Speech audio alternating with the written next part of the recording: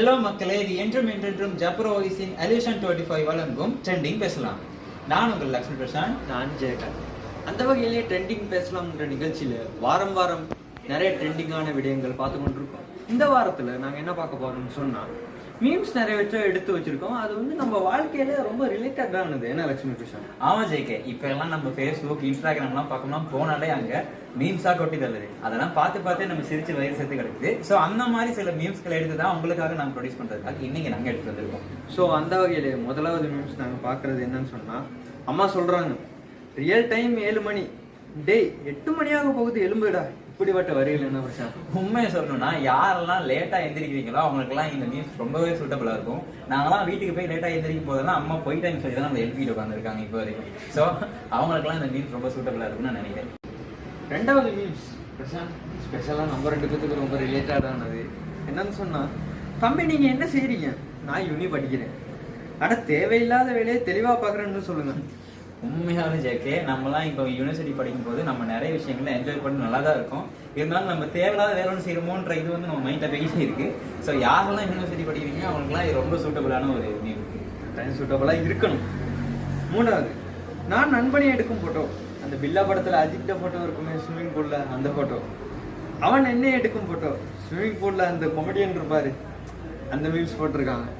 உண்மையாலுமே எல்லா டீம்லையுமே நல்லா ஃபோட்டோ பிடிக்கிறவங்க, வீடியோ பண்ணுறவங்க இருப்பாங்க. அதே மாதிரி அதெல்லாம் எதுவுமே தெரியாத மக்களும் இருப்பாங்க. அவங்க என்ன மாதிரி கூட இருக்கலாம். ஸோ அந்த மாதிரி இருக்கிற டைமில் யாரெல்லாம் நல்லா ஃபோட்டோ பிடிக்கிறவங்களோ அவங்க அழகான ஃபோட்டோ எடுத்து வந்துருவாங்க. அதுக்கப்புறம் நாங்கள் அதே ஃபோட்டோ அவங்ககிட்ட இருக்கும்போது ரொம்ப மொக்கையாக எடுத்து கொடுப்போம். ஸோ அந்த மாதிரி ஆக்டிவிட்டி தான் இந்த மீம். பிரசாந்த், அடுத்த மீம் ரொம்ப முக்கியமானது. ஏன்னு சொன்னா, நம்ம குரூப்லேயே இருக்க ஒரு பிளாக்ஷீப்புக்கான ஒரு மீம் தான் இது.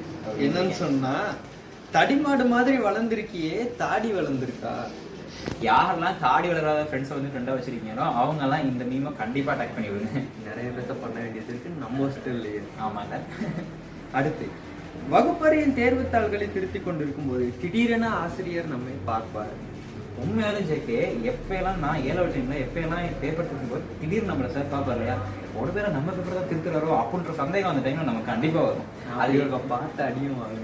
அப்ப சரி, கண்டிப்பா அந்த மாதிரி சந்தர்ப்பங்கள் நிறைய பேருக்கு வந்திருக்கணும்.